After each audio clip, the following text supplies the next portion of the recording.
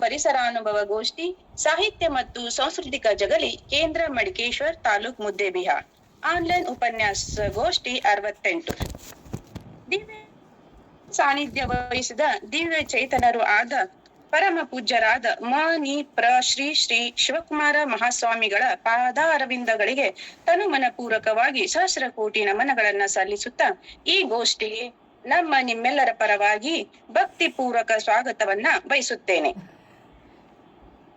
ಮನೆಯೊಡೆಯ ಇದ್ದಾನೋ ಇಲ್ಲವೋ ಎಂದು ವಚನವನ್ನ ಶ್ರಾವ್ಯವಾಗಿ ಹಾಡಿ ಇಂದಿನ ಗೋಷ್ಠಿಗೆ ಭಕ್ತಿ ಪೂರ್ವಕ ಪ್ರಾರ್ಥನೆ ಮಾಡಿ ಎಲ್ಲ ಚಂಚಲ ಚಿತ್ತಗಳನ್ನು ಗೋಷ್ಠಿಯತ್ತ ಸೆಳೆದ ಕುಮಾರಿ ಸಹನಾ ಗೌಡರ್ ಇವಳಿಗೆ ಈ ಗೋಷ್ಠಿಯ ಪರವಾಗಿ ನಿಮ್ಮೆಲ್ಲರ ಪರವಾಗಿ ಆತ್ಮೀಯ ಸ್ವಾಗತ ಸುಸ್ವಾಗತ.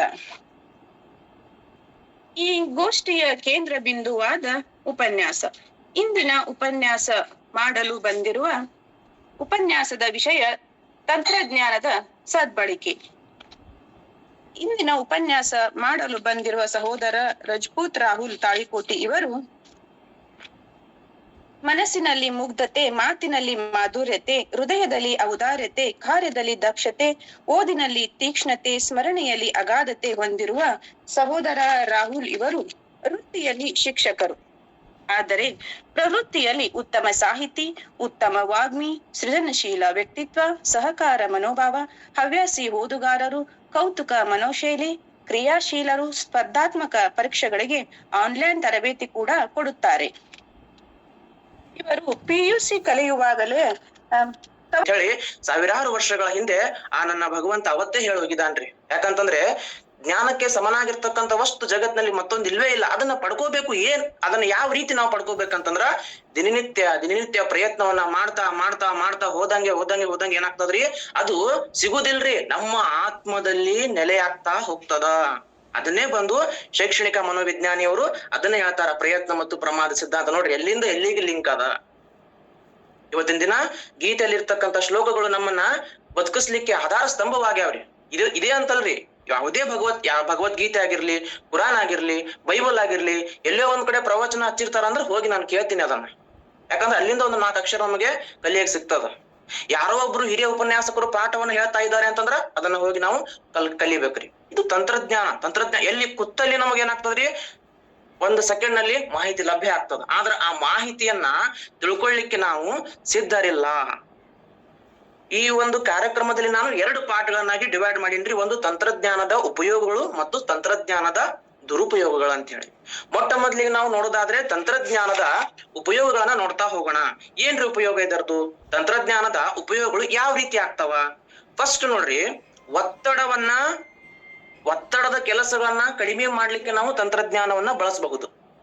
ಯಾವ ರೀತಿ ಒತ್ತಡಗಳನ್ನ ನೋಡ್ರಿ, ಇವತ್ತಿನ ದಿನ ಕೇವಲ ಮೊಬೈಲ್ ಅಂತಲ್ಲ, ದೊಡ್ಡ AI ಅಂತ ಬಂದಿದೆ. ಅಂದ್ರ ಆರ್ಟಿಫಿಷಿಯಲ್ ಇಂಟೆಲಿಜೆನ್ಸ್. ಅದು ನಾವು ಏನ್ ಹೇಳ್ತೀವಲ್ಲ ಅದನ್ನ ಮಾಡ್ತದ್ರಿ. ಆರ್ಟಿಫಿಷಿಯಲ್ ಇಂಟೆಲಿಜೆನ್ಸ್ AI ಅಂತಕ್ಕಂಥದ್ದು ನಾವು ಅದನ್ನ ಯಾವ ರೀತಿ ಬಳಕೆ ಮಾಡ್ತೀವಿ ಅದನ್ನ. ಈಗ ನಾವು ಒಂದು ಒಳ್ಳೇದನ್ನ ಸರ್ಚ್ ಮಾಡ್ಕೋತ ಹೋದ್ರ ಅದು ಒಳ್ಳೇದನ್ನೇ ಹೇಳ್ತದ. ನಮಗ್ ಕೆಟ್ಟದನ್ನ ಹೊಡ್ಕೋತಲ್ಲಿ ಬುದ್ಧೇ ಪರತಸ್ತು ಸಹ. ನೋಡ್ರಿ ಎಂತೆಂತ ಶ್ಲೋಕಗಳು ನಮ್ಮ ಜ್ಞಾನವನ್ನ. ಅದಕ್ಕೆ ನಾನು ಏನ್ ಮಾಡೀನ್ರಿ, ಭಗವದ್ಗೀತೆಯನ್ನ ಜಾಯಿಂಟ್ ಮಾಡ್ಕೊಂಡೀನಿ ಇಲ್ಲಿ. ತಂತ್ರಜ್ಞಾನಕ್ಕೆ ಇದಕ್ಕೆ ಏನ್ ಸಂಬಂಧ ರೀ? ಸಂಬಂಧ ಇದೆ. ಇಂದ್ರಿಯಾಣಿ ಪರಾಣ್ಯ ಉರೀಂದ್ರಿಯಭ್ಯ ಪರಂ ನಮಃ ಮನಸ್ತಸ್ತು ಪರ ಬುದ್ಧಿರೇ ಬುದ್ಧೇ ಪರತಸ್ತು ಸಹ. ಶ್ರೀಕೃಷ್ಣ ಪರಮಾತ್ಮ ಮತ್ತು ಅರ್ಜುನ ನಡುವೆ ನಡೆಯತಕ್ಕಂತ ಸಂವಾದ ನಡೀತದ್ರಿ. ಸಂವಾದದಲ್ಲಿ ಅರ್ಜುನ ಏನ್ ಕೇಳ್ತಾನ್ರಿ, ನಾವು ಈ ಜಗತ್ತಿನಲ್ಲಿ ಅತಿ ಶ್ರೇಷ್ಠವಾಗಿರ್ತಕ್ಕಂಥ ವಸ್ತುಗಳು ಯಾವ್ಯಾವ ಅದಾವ ಶ್ರೀಕೃಷ್ಣ ಅಂತಕ್ಕಂಥ ಮಾತನ್ನ ಅರ್ಜುನ ಶ್ರೀಕೃಷ್ಣನಿಗೆ ಹೇಳ್ತಾನ್ರಿ. ಅವಾಗ ಶ್ರೀಕೃಷ್ಣ ಏನ್ ಉತ್ತರ ಕೊಡ್ತಾನಂತಂದ್ರ, ಮೊಟ್ಟ ಮೊದಲನೇದಾಗಿ 1ನೇ ವಸ್ತು ನಿನ್ನಲ್ಲಿರ್ತಕ್ಕಂಥ ಇಂದ್ರಿಯಗಳು. ಈ ಶ್ಲೋಕದ ಅರ್ಥ ಹೇಳಕತ್ತೀನ್ರಿ. ಇಂದ್ರಿಯಗಳು ಹೆಂಗ ಶ್ರೀಕೃಷ್ಣ ಇಂದ್ರಿಯಗಳು ಹೆಂಗ್ ಶ್ರೇಷ್ಠ ಆಗ್ತಾವ ಅಂತಂದ್ರ, ನಾವು ಪ್ರತಿನಿತ್ಯ ಏನೇ ಒಂದು ವಿಷಯವನ್ನ ಕೇಳ್ಬೇಕಂತಂದ್ರ ಕಿವಿ ಬೇಕು, ಯಾವುದೇ ಒಂದು ವಸ್ತುವ ನೋಡ್ಬೇಕಂದ್ರ ಕಣ್ಣು ಬೇಕು, ಮಾತನಾಡ್ಲಿಕ್ಕೆ ಬಾಯಿ ಬೇಕು, ಸ್ಪರ್ಶವನ್ನ ಕಾಣ್ಲಿಕ್ಕೆ ಚರ್ಮ ಬೇಕು. ಈ ರೀತಿಯಿಂದಾಗಿ ಒಂದೊಂದು ಇಂದ್ರಿಯಗಳು ಅದರದೇ ಆಗಿರ್ತಕ್ಕಂಥ ಕೆಲಸವನ್ನ ಮಾಡ್ತಾವ. ಆ ಇಂದ್ರಿಯಗಳು, ಪಂಚೇಂದ್ರಿಯಗಳ ಮೂಲಕ ನಾವು ಜೀವನದ ಸುಖಾನುಭವವನ್ನ ಪಡಿತೀವಿ. ಅದಕ್ಕ ಈ ಪಂಚೇಂದ್ರಿಯಗಳು ಶ್ರೇಷ್ಠವಾಗಿರ್ತಕ್ಕಂಥ ವಸ್ತು ಎಂತಕ್ಕಂಥ ಮಾತನ್ನ ಶ್ರೀಕೃಷ್ಣ ಹೇಳ್ತಾನ. ಮುಂದೆ ಬಂದು ಇದಕ್ಕಿಂತ ಏನಾದ್ರೂ ಶ್ರೇಷ್ಠವಾಗಿರ್ತಕ್ಕಂಥದ್ದು ಆದೇನು ಶ್ರೀಕೃಷ್ಣ? ನೋಡ್ರಿ, ಜ್ಞಾನ ಅಂದ್ರೆ ಹಿಂಗೆ ಯಾವ್ದು ನಮಗ್ ತಿಳಿಯಂಗಿಲ್ಲ, ಪ್ರಶ್ನೆ ಮಾಡ್ತಾನೆ ಹೋಗ್ಬೇಕು. ಇಲ್ಲಿಗೆ ನಿಂದಿರ್ಲಿಲ್ಲ. ಹೌದ್ರಿ ಇಂದ್ರಿಯಗಳು ಶ್ರೇಷ್ಠ ಅಂತೇಳಿ ಅರ್ಜುನ ಕುಂದ್ರಬಹುದಾಗಿತ್ರಿ, ಆದ್ರೆ ನಾವು ಕುಂದಿರ್ಲಿಲ್ಲ.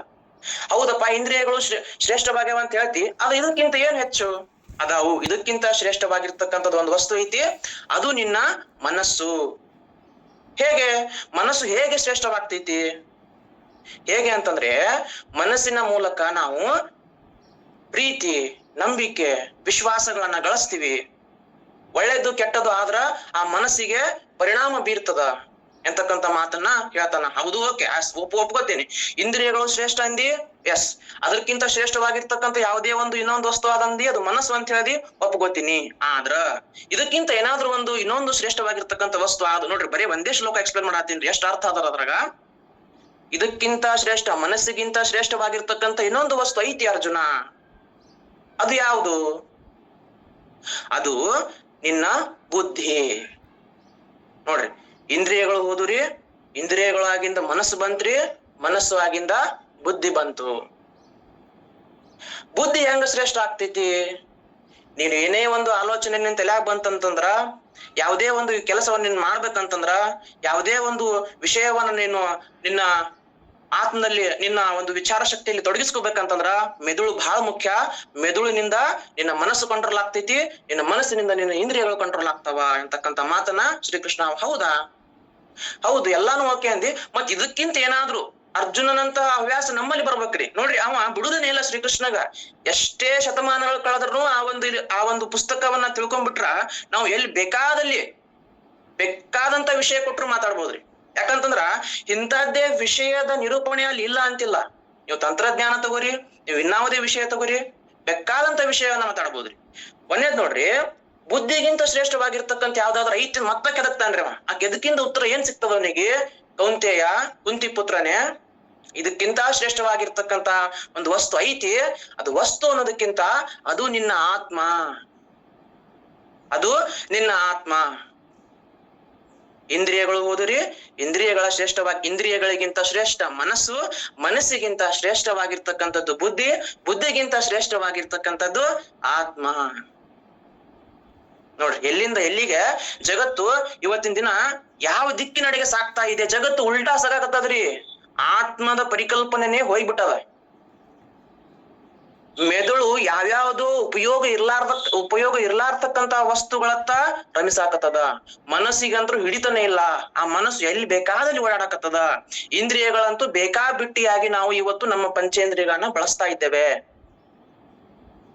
ಅವಾಗ ಮತ್ತೊಂದು ಮಾತು ಹೇಳ್ತಾನೆ ಶ್ರೀಕೃಷ್ಣ, ನಿನ್ನ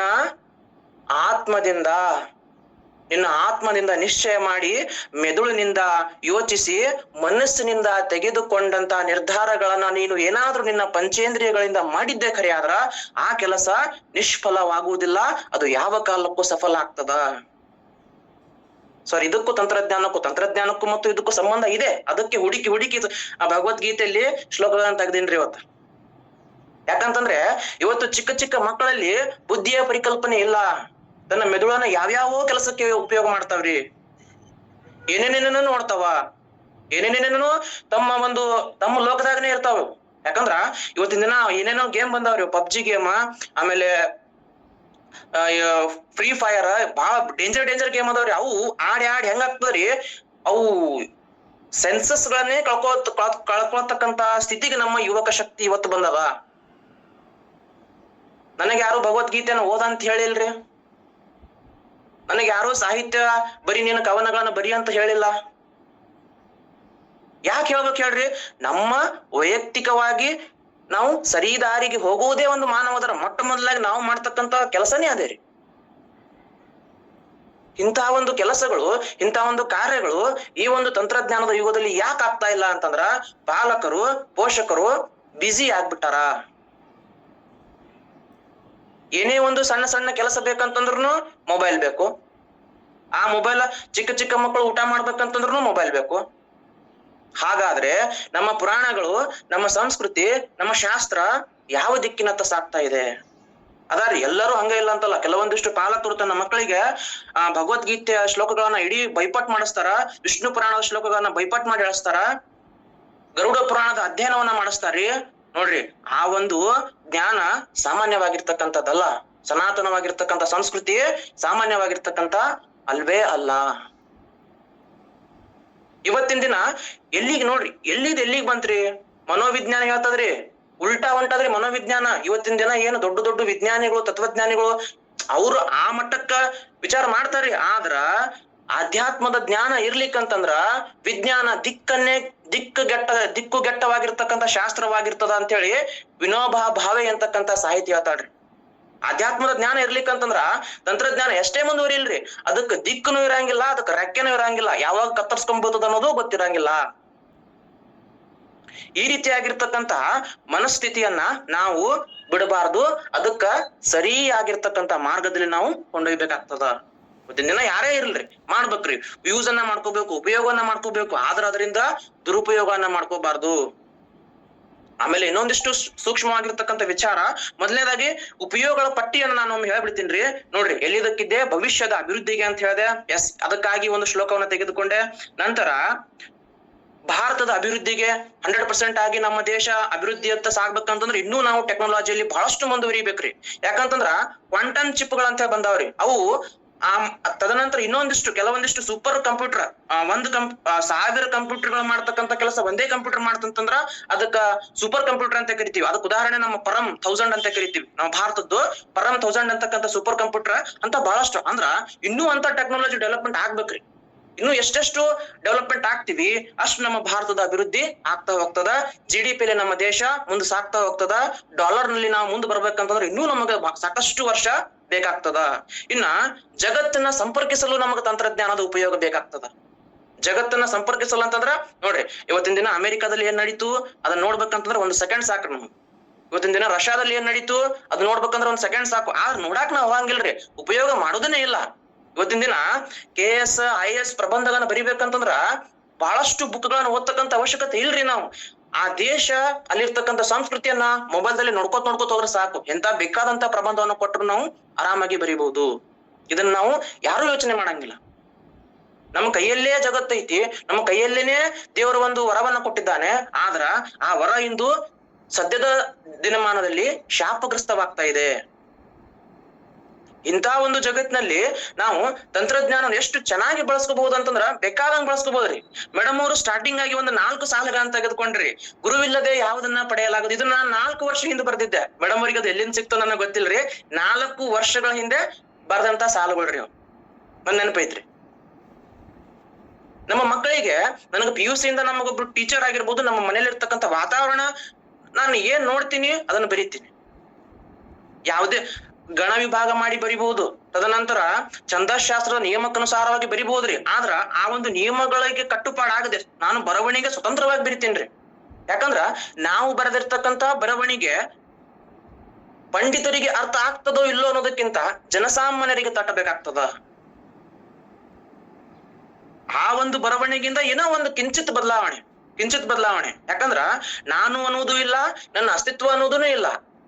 ಆ ಮೇಲಿರ್ತಕ್ಕಂಥ ಭಗವಂತ ಹೇಳ್ತಾನ, ನಾನು ಕೇವಲ ಒಂದು ಸಾಧನ ಮಾತ್ರ.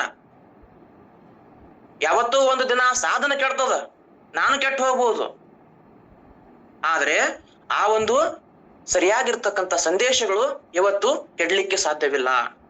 ಇದು ಟೆಕ್ನಾಲಜಿ ಅಂತ ಉಪಯೋಗ ಇದು. ಯಾಕಂದ್ರ ಕಳೆದ ವರ್ಷ ಒಂದು ಕವನವನ್ನ ನಾನು ಬರ್ದಿರ್ತಕ್ಕಂಥ ಕವನ ನಮ್ಮ NM ಬಿರ್ದಾರ ಸರ್, ಅಂದ್ರೆ ಚಾಣಕ್ಯ ಕರಿಯರ್ ಅಕಾಡೆಮಿ ಸಂಸ್ಥಾಪಕರಾಗಿರ್ತಕ್ಕಂಥ ನನ್ನ ಗುರುಗಳವ್ರಿದ್ರೆ, ನಾನು KS ಪ್ರಿಲಿಮ್ಸ್ ಮತ್ತು ಮೇನ್ಸ್ ಕ್ಲಾಸ್ ಅನ್ನ ಅವರಲ್ಲಿ ಪಡ್ಕೊಂಡಿದ್ದೆ. ನಾನು ಬರ್ದಿರ್ತಕ್ಕಂಥ ಜಸ್ಟ್ ಒಂದು 3 ಕಂದ ಪದ್ಯದಲ್ಲಿ ಒಂದು 4 ಸಾಲು ಬರೆದು ಕೊಟ್ಟಿದ್ದೆ. 12 ಸಾಲಿನ ಒಂದು ಪದ್ಯವನ್ನು ಬರೆದು ಕೊಟ್ಟಿದ್ದೆ ಅವರಿಗೆ.